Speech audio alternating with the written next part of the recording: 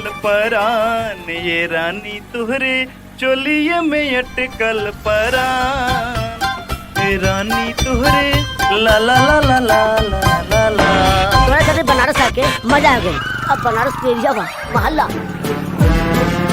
अरे का नजारा। अच्छा तू हमेशा ही पीछवा घूम के काहे बैठलस रे? अरे विजय ना समझ ले, तू आगे संभाल, हम पीछे संभालता नहीं। अरे तब पीछे का संभाले के बारे? अरे तू ना समझ पाओ, पीछे से कोनो ढक्का या ठोकर मार दी तब का हो।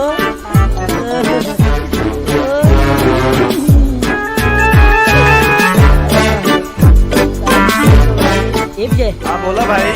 बड़ा अच्छा बा हो। का बना रस बा। पूरा रस से रस बा बोले। नींद देखी तो डर जाती हो।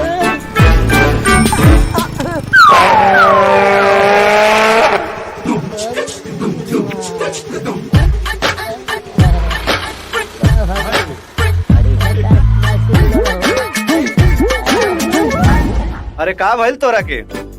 अरे यू कुछो ना, हमरा सब पता बा तू काहे गिरल बड़ा। आई 1.5 फुट के देह बा, आ 6 फुट के लड़की के चक्कर में पड़बा तो ये न होई। चल उठ। ए मौसा, लड़की के चक्कर में डांस चटा गई रे दादा। गान की समझ पर